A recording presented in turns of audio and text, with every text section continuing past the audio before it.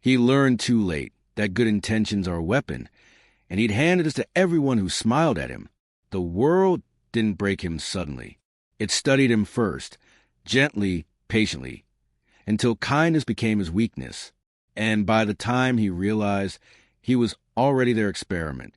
Build up the gentle fool. He used to believe that honesty could melt cruelty, that if he just explained himself enough, loved enough, gave enough, people would understand. But people don't understand kindness. They measure it. They see how much they can take before you say stop. He was the kind of man who said yes when he meant no, who stayed quiet when others disrespected him, because he was afraid of conflict. He thought silence was maturity. He thought patience was power. It wasn't. It was submission disguised as virtue. In a world ruled by masks, he walked around without one, bare face and bleeding, thinking everyone else was like him. But they weren't. They were watching, weighing, calculating. And every time he gave a piece of himself, someone took notes, not because they admired him, but because they wanted to know how far they could go. Machiavelli once said, "Men should be either caressed or annihilated." He didn't know what that meant until life caressed him with lies and annihilated him with truth. Turning point, the betrayal, it happened slowly, like rust on metal.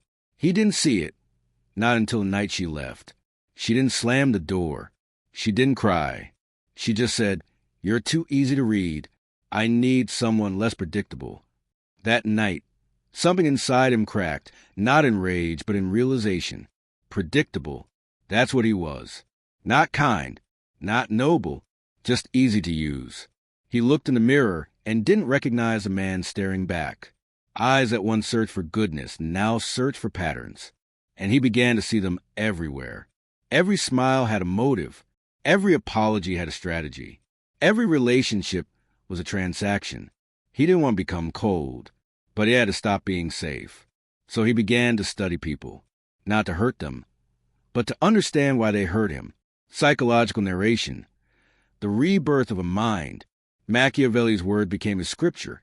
It is better to be feared than loved, if you cannot be both. But he learned that fear wasn't about violence. It was about unpredictability, about refusing to play the same role twice. He started speaking less, but observing more. He stopped explaining his feelings to people who had already decided not to care. He stopped reacting to insults, to silence, to manipulation. He let them underestimate him. He let them think he was still the fool.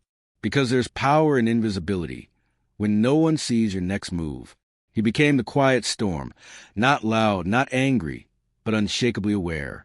He smiled when they lied, nodded when they tested him, and when they expected his weakness, he gave them calculation. It wasn't revenge. It was transformation. He no longer wanted to be loved. He wanted to be respected, because love without respect is just pity dressed as affection. Symbolic scene, the chessboard. In his small apartment, there was a chessboard. He never played with anyone, but he moved the pieces every night. The king, he realized, doesn't move much, yet every piece moves because of him. Control doesn't always look active. Sometimes it's stillness. Sometimes it's patience sharpened into precision. He learned to wait, to let others reveal themselves through their patterns. People always talk too much when they think they're winning. And in those moments, he would simply listen. Machiavelli said, "The promise given was a necessity of the past. The word broken is a necessity of the present." He understood now. Morality is flexible in the hands of survivors. Kindness is currency, and only fools spend it freely. Climax, the dangerous calm. Months later, the same people who mocked his silence started fearing it. The same woman who called him predictable called him different. They could no longer read him, because now every word he spoke carried weight. Every silence made them question themselves. He didn't change his heart. He changed his strategy. The cunning man isn't cruel.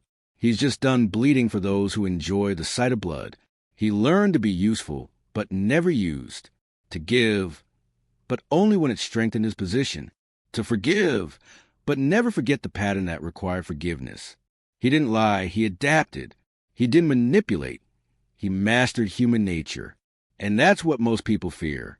a person who knows the game but refuses to play it their way. Resolution, the philosopher of silence. He no longer chases anyone. He no longer explains his value. He lets absence speak louder than his presence ever could. And in that silence, he found something rare, power without noise.